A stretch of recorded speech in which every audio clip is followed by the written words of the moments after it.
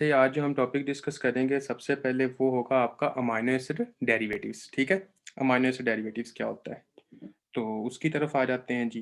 Amino acid derivatives, इसमें से मैं आप लोगों को बता देता हूँ कि क्वेश्चन किस तरह पूछे जाते हैं, वो एक बार साथ उसकी एग्जाम्पल के साथ ही होगा।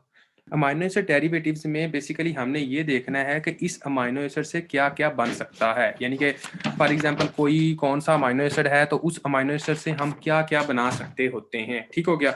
और आपको ये पता चलेगा कि आपके जो अमाइनो एसिड्स हैं उनका कितना ज्यादा मेन इंपॉर्टेंट रोल है आपके मुख्तलिफ तरह के न्यूरोट्रांसमीटर की सिंथेसिस में हो गई फॉर एग्जांपल, उसके बाद हार्मोन की सिंथेसिस हो गई, उसके बाद विटामिन की सिंथेसिस हो गई, उनमें किस तरह ये इंपॉर्टेंट रोल अदा करता है। ट्रेप्टोफान फॉर एग्जांपल अमाइनो एसिड है, ये जनाब आपका एक अमाइनो एसिड जिसका नाम है ट्रेप्टोफान।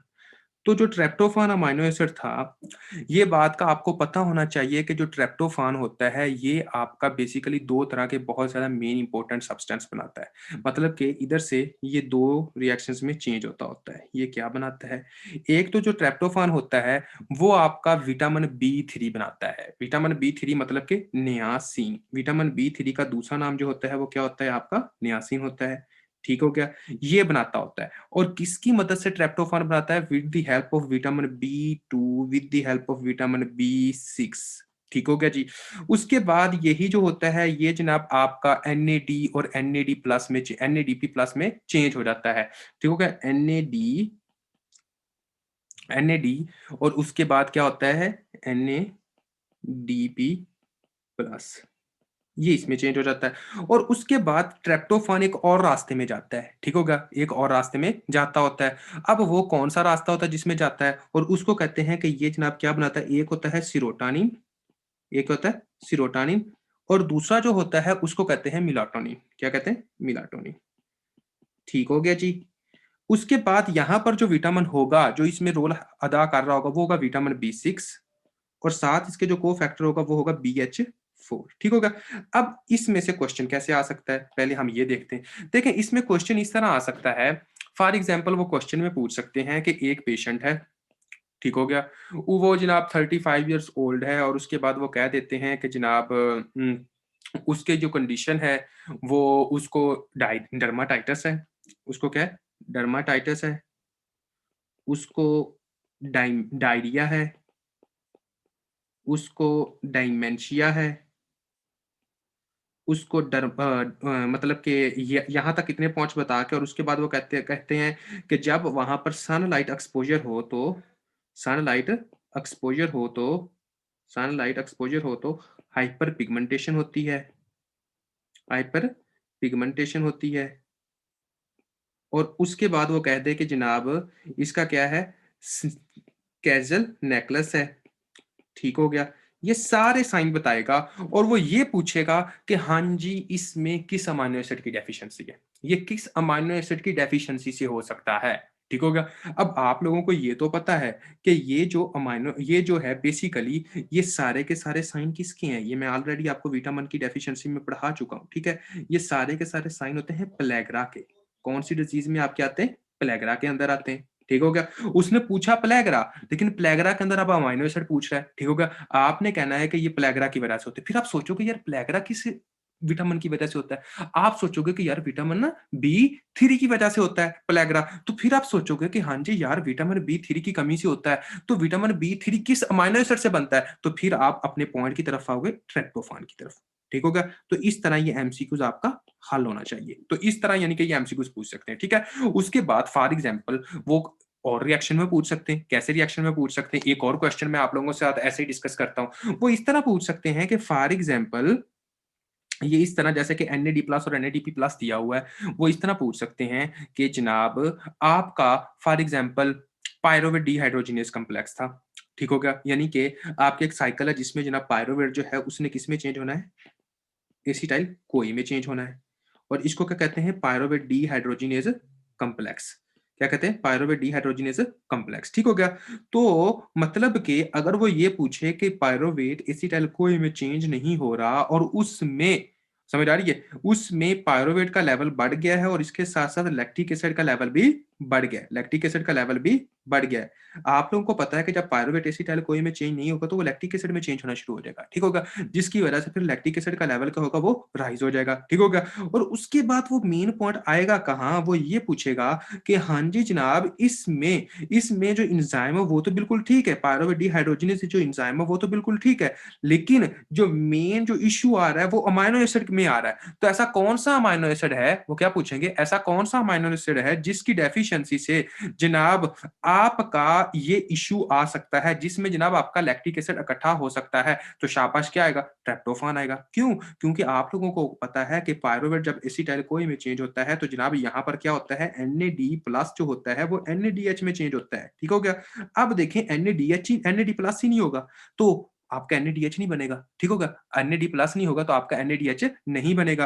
तो जब NADH नहीं बनेगा तो पायरुवेट एसिटाइल कोई में चेंज नहीं होगा, ठीक होगा? और इसके साथ-साथ ये कौन बनाता होता है NAD+? ये बनाता होता है ट्रिप्टोफैन। तो ये एमसीक्यूज़ इस तरह आपको क्लियर होना चाहिए, ठीक होगा जी? होप सो कि ये दोनों एमसीक्यूज़ आप लोगों को पता चल गए होंगे किस तरह एमसीक्यूज़ पूछ सकता है। अब हम इधर आ जाते हैं फॉर एग्जांपल वो पूछ सकते हैं, हाँ जी जनाब, एक बंदा है, वो फॉर एग्ज़ाम्पल ऐसे ही वो सारा कुछ पूछ-पुछा के सारी बात करके स्टेटमेंट में बता के न्यूरोलॉजिकल मतलब कि न्यूरोट्रांसमीटर की डेफिशिएंसी और उसके बाद बहुत ज़्यादा डिप्रेशन में रहता है, ओवरथिंकिंग करता है, ये सारा कुछ बोल के और उसके बाद वो कह देते हैं कि हाँ जी जनाब, उसमें जनाब सेरोटोनिन की डेफिशिएंसी है। या इस तरह कह देते हैं कि जनाब एक बंदा उसको बिल्कुल नींद नहीं आती, ठीक हो गया? तो उसमें जनाब मेलाटोनिन की डेफिशिएंसी है, उसको नींद नहीं आती, तो उसमें क्या है मेलाटोनिन की डेफिशिएंसी है। तो इसके साथ वो पूछ सकता है कि हाँ जी, मतलब कि इसमें कौन-सा ऐसा अमाइनो एसिड होता है जिसकी वजह से ये सारे साइन एंड सिम्पटम्स आ रहे हैं? तो आपने क्या बताना है? ट्रिप्टोफैन। तो होप सो आप लोगों का ये सारे का सारा पता चल गया होगा कि ये किस तरह एक तरह मतलब के अ, मतलब के ट्रिप्टोफैन किस तरह ये बनाता होता है। तो ये ट्रिप्टोफैन का हमने देख लिया। अब ट्रिप्टोफैन के बाद अब हम आते हैं थोड़ा-सा आगे अमाइनो एसिड डेरिवेटिव्स में, दूसरे की तरफ। अमाइनो एसिड डेरिवेटिव्स में दोबारा मैं लिख देता हूँ अमाइनो एसिड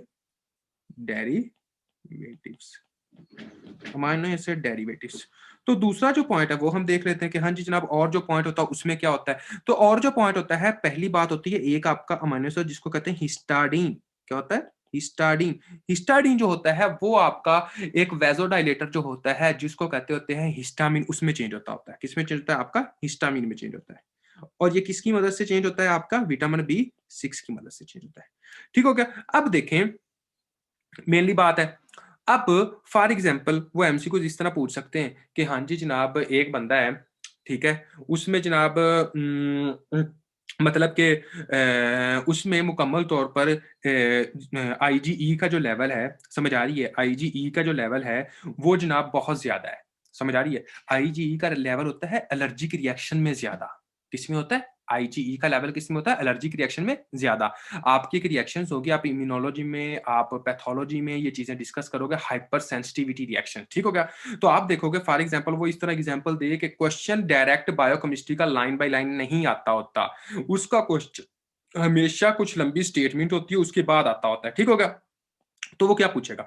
वो इस तरह क्वेश्चन पूछेगा कि हाँ जी जनाब, एक फॉर एग्ज़ाम्पल एक पर्सन है और उसमें जनाब एलर्जिक रिएक्शंस हुआ है, उसको किसी में स्टिंग बाइट किया है और उसके बाद वहाँ पर मुकम्मल तौर पर वासोडाइलेशन हो गई है और उसकी वजह से वहाँ पर मुकम्मल तौर पर स्वेलिंग हो गई है। तो जब हमने देखा तो हिस्टामिन का जो लेवल है वो बहुत ज़्यादा हाई हुआ है, ठीक हो गया? तो इसमें कौन-सा अमाइनो एसिड होता है जो कि हिस्टामिन का लेवल हाई कर रहा है? हाँ जी, शाबाश! तो आपने बताना है हिस्टाडीन। कौन-सा अमाइनो एसिड होता है? आपका हिस्टाडीन। तो अगर आपसे पूछा जाए कि हाँ जी, ऐसा कौन-सा विटामिन होता है जो कि जनाब आपका ये लेवल ज़्यादा करने में हेल्प अदा करता है, तो आपने बताना विटामिन बी6, ठीक होगा? तो इस तरह फॉर एग्ज़ाम्पल ये क्या होता है, आपकी वासोडाइलेशन करवाता होता है, ठीक होगा? ये क्या करवाता होता है, आपका हिस्टामिन वासोडाइलेशन करवाता होता है, स्किन की परमेबिलिटी बढ़ाता होता है, जिसकी वजह से क्या होती है, स्वेलिंग होती है। क्या होती है? आपकी स्वेलिंग होती है। ये पॉइंट आपको क्लियर होना चाहिए। अब हम आते हैं नेक्स्ट, नेक्स्ट कौन-सा पॉइंट है? ठीक हो गया जी। नेक्स्ट हम पॉइंट देख लेते हैं। हाँ, समझ आ रही है ना वैसे सब स्टूडेंट्स को ये बात क्या चल रही है और इसमें क्या ऐसा सीन है? हाँ जी, कोई ऐसा स्टूडेंट जिसको इस बात का पता ना चल रहा हो कि मैं ये एमसीक्यूज़ क्यों इस तरह कह रहा हूँ कि इस तरह एमसीक्यूज़ आ सकते हैं। असल में ओके जी, गुड हो गया। इसके बाद हम नेक्स्ट आते हैं, ठीक है? अब आता है आपका एक अमाइनो एसिड जिसको कहते हैं जनाब ग्लाइसिन। क्या होता है? ग्लाइसिन हो गया। ग्लाइसिन कैसे होता है? देखें, जो ग्लाइसिन होता है वो भी विटामिन बी6 की मदद से आपका किसकी मदद से? विटामिन बी6 की मदद से आपका पेरिफेरल में चेंज होता है। और उसके बाद ये किसमें चेंज होता है? ही में चेंज होता है। ठीक हो गया? अब ये बहुत ज़्यादा मेन इम्पोर्टेंट पॉइंट है। ये कैसे बहुत ज़्यादा मेन इम्पोर्टेंट पॉइंट है, इसमें से कैसे एमसीक्यूज़ आ सकता है? इसमें से इस तरह एमसीक्यूज़ आ सकता होता है कि हाँ जी जनाब, आपका एक पेशेंट है फॉर एग्ज़ाम्पल, ठीक है? एक पेशेंट है, उस पेशेंट में इस तरह है कि उस पेशेंट को मुकम्मल तौर पर अनीमिया है, ठीक हो गया? उस पेशेंट को मुकम्मल तौर पर अनीमिया है और उस पेशेंट को जैसे अनीमिया है तो जब उसका हम लेवल चेक करते हैं तो जनाब उसको माइक्रोसिटिक अनीमिया है। फॉर एग्ज़ाम्पल वो इस तरह कह देता है, क्या है? माइक्रोसिटिक अनीमिया है। और उसके बाद वो कह देता है कि ये पेशेंट में हीम का लेवल जो है वो बहुत कम है। हीम का लेवल क्या है? बहुत कम है, लेकिन ग्लोबिन का लेवल बहुत ज़्यादा राइज़ हुआ पड़ा है। ठीक हो गया? आपको पता है कि आपकी हीमोग्लोबिन किससे बनती होती है? आपकी हीमोग्लोबिन आपकी हीम से बनती है और ग्लोबिन से बनती है। ठीक हो गया? सही है? ये इससे बनती होती है। ठीक है? और आपको ये बात का भी बहुत अच्छी तरह से पता है कि जो हीम होती है वो किससे बनती है?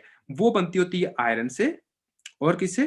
प्रोटोपोर्फिरिन रिंग से। ये मैंने पहले बताया हुआ, प्रोटोपोर्फिरिन रिंग से, इससे बनती होती है। ग्लोबिन तो ग्लोबिन से बन गई, लेकिन जो हीम होती है वो आयरन और प्रोटोपोर्फिरिन रिंग से बनती होती है। ठीक हो गया जी?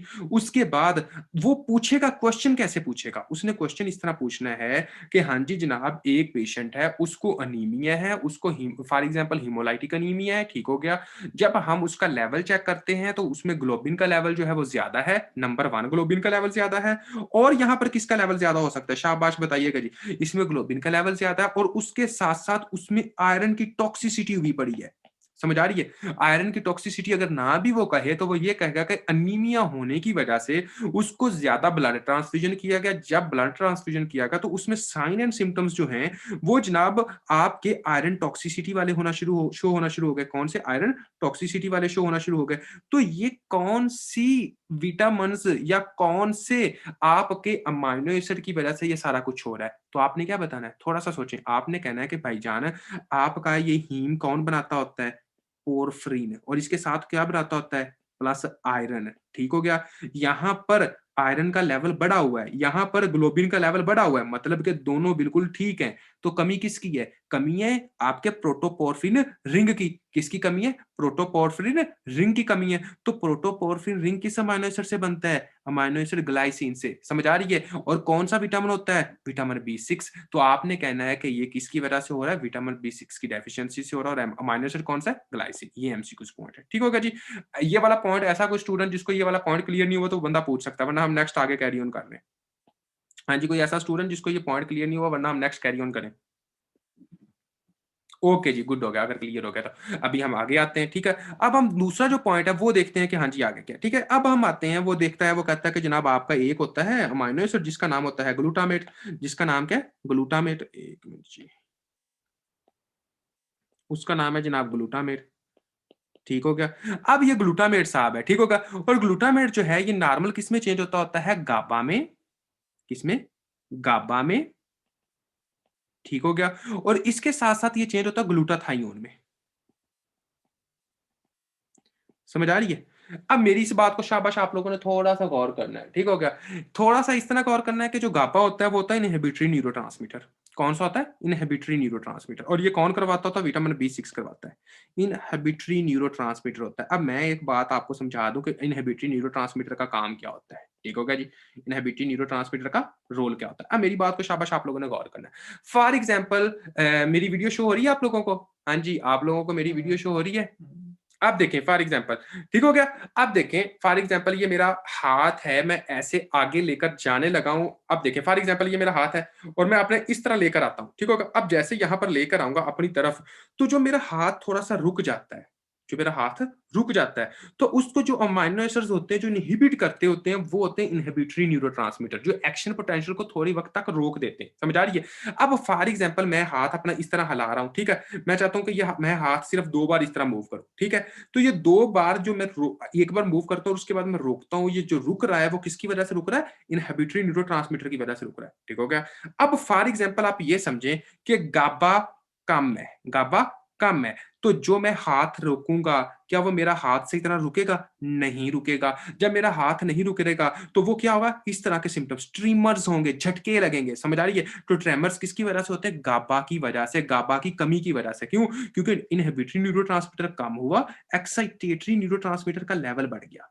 किसका लेवल बढ़ गया? एक्साइटेटरी न्यूरोट्रांसमीटर का लेवल बढ़ गया। तो जब एक्साइटेटरी न्यूरोट्रांसमीटर का लेवल बढ़ गया, तो फिर क्या होंगे? वही होंगे, ट्रेमर्स होंगे, ये सारा वाला सीन होगा। तो अगर फॉर एग्ज़ाम्पल वो पूछते हैं, हाँ जी, ये वाले ट्रेमर्स वाले पेशेंट हों, ऐसे फॉर एग्ज़ाम्पल वो पूछता है, हाँ जी जनाब एक पेशेंट है, उसकी ऐसे ही हिस्ट्री बता देते हैं, ठीक हो गया जी। वो जो पेशेंट है जनाब उसमें फॉर एग्ज़ाम्पल वो ऐसे कहता है हाइपर अमोनिया है और उसके बाद जनाब उसको मतलब कि स्मॉलनेस है और उसके बाद उसको नोज़िया है, वॉमिट है और उसके साथ-साथ उसको जो ट्रेमर्स हो रहे हैं, तो ये ट्रेमर्स किस वजह से हो रहे हैं? ट्रेमर्स की वजह क्या है? समझ आ रही है? तो आपने बताना है गाबा। तो अगर वो कहता है, हाँ जी जनाब ये गाबा यानी कि अगर ये पूछे कि न्यूरोट्रांसमीटर किस वजह से? आपने कहा गाबा इन्हिबिटरी न्यूरोट्रांसमीटर और अगर पूछे कि हाँ जी जनाब ये कौन-सा अमाइनो एसिड की वजह से तो आपने बताना है ग्लूटामेट। आपने क्या बताना है? ग्लूटामेट और अगर विटामिन का पूछे तो विटामिन बी6। देखिए हम क्वेश्चन के साथ-साथ ये सारे पॉइंट क्लियर कर रहे हैं। होप सो आप लोगों को बहुत अच्छे से ये पता चल रहा होगा। ठीक हो गया? अब हम थोड़ा-सा और आगे आते हैं जनाब। आपका एक पॉइंट होता है जिसको कहते हैं आर्जिनिन। क्या कहते हैं आपका? आर्जिनिन। अब ये आर्जिनिन को हम डिटेल में डिस्कस करते हैं। जो आपका आर्जिनिन होता है ये मेनली आपके 3 तरह के सब्सटेंस में चेंज होता है। एक होता है आपका यूरिया, एक क्या होता है? यूरिया और एक होता है फॉर एग्जांपल क्रिएटिनिन, ठीक हो गया? और एक होता है आपका नाइट्रिक ऑक्साइड। क्या होता है आपका? नाइट्रिक ऑक्साइड और ये जनाब आपका किसमें होता है? BH4 की वजह से। किसकी वजह से होता है? BH4 की वजह से होता है। ठीक हो गया? अब इस बात को शाबाश आप लोगों ने गौर करना है। ठीक है? अगर फॉर एग्जांपल आर्जिनिन का लेवल कम हो जाए, ठीक हो गया? या BH4 ही ना हो या कुछ ऐसा साइकिल हो, जिसमें जनाब आर्जिनिन आगे चेंज ही ना हो। फॉर एग्जांपल एक सिंपल सी एग्जांपल देता हूँ कि यूरिया साइकिल हो गया, ठीक हो गया? उसमें तो एक पॉइंट पर आता है कि आर्जिनिन बन रहा होता है और आर्जिनिन से यूरिया बनता होता है। यूरिया साइकिल हम थोड़ी देर में डिस्कस करेंगे और उसमें आप लोगों को मैं बताऊँगा, ठीक हो गया? देखें, तो उसमें क्या होगा आर्जिनिन का लेवल बढ़ गया, लेकिन जो एंजाइम है जो इसमें चेंज करने वाला, वो नहीं है ना। समझ आ रही है? जब वो नहीं है, तो यूरिया का लेवल बढ़ेगा, कम होगा? यूरिया का लेवल कम होगा। समझ आ रही है? क्रिएटिनिन का लेवल बढ़ेगा, कम होगा? क्रिएटिनिन का लेवल कम होगा। नाइट्रिक ऑक्साइड का लेवल बढ़ेगा, कम होगा? नाइट्रिक ऑक्साइड का लेवल कम होगा। समझ आ रही है? तो अगर फॉर एग्जांपल कोई लेवल बढ़ रहा है या कम हो रहा है, कोई यूरिया का, क्रिएटिनिन का, नाइट्रिक ऑक्साइड का लेवल बढ़ रहा है या कम हो रहा है, तो उसके पीछे राज किसका है? उसके पीछे राज है आर्जिनिन का। उसके पीछे राज किसका है? उसके पीछे राज है आर्जिनिन का। समझ आ रही है? तो हमने ये बताना है कि इसकी ये कौन-सी अमाइनो एसिड की वजह से हो रहा है, तो वो अमाइनो एसिड है आपका आर्जिनिन।